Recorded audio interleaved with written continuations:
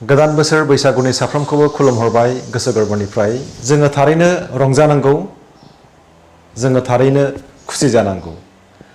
बोसोरफ्रोमबो जोंनि गेजेराव गोदान बोसोरा फैयो, गोजाम बोसोरा थाङो, मिथिंगाया गोदान महर लायो, मिथिंगाया जेरै रंजायो जोंबो बेबायदिनो रंजायो।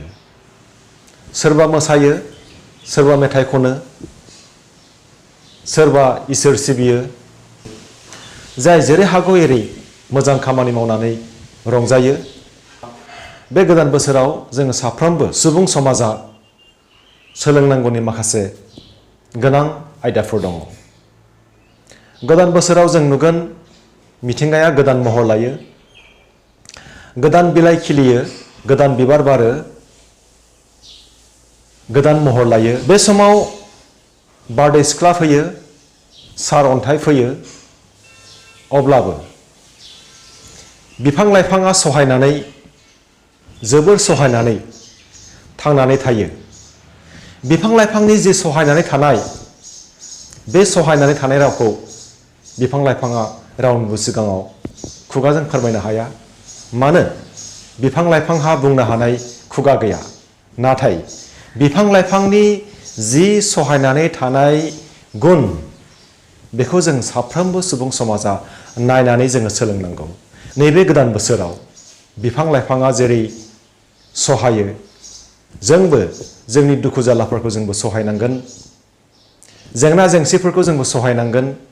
बेनि गेजेरजों जोङो रायजो जानांगोन, बेनि गेजेरजों जोङो रंजानानै थानांगोन, जों उथ्रिसार जानांगोन। बे गोदान बोसोर बैसागुआव दाउमा दाउसाफ्रा, दाउ खौवौ जेरै मेथाइ खनो रंजायो, थिग बेबादिनो जों साफ्रोमबो सुबुं समाजा गावजों गाव नांलाय खमलाय गैयालासेनो, हिंसा हिंसि खालामालासेनो जों रंजानांगौ। जेब्ला जों सुबुं समाजा गावजों गाव अनलायगोन, गावजों गाव जों मान होलायगोन, जोंनि जेंना जेंसिफोरखौ जोङो सहायनानै जोङो उथ्रिसार जानो हागोन। बेफोर गुनफोरखौ जोंनि इयुन जोलै, फैबाय थानाय जोलै, बिसोरो सोलोंगोन। बे गोदान बोसोराव जों साफ्रोमहाबो गोदान मिजिं, गोदान सिमां, बेफोरखौ जोङो नुनांगोन। गोदान खन्थाइजों सुजुनांगोन, गोदान मेथाइ जों सुजुनांगोन, गोदान बिथांखि जों लानांगोन, गोदान खामानि जों मावनांगोन, गोदान आगान जों सुरनांगोन। जोंनि न'खराव, जोंनि समाजाव जोङो मोजां खामानि मावनानै जों दिन्थिलांनांगोन। बे गोदान बोथोराव एबा गोदान बोसोराव जोङो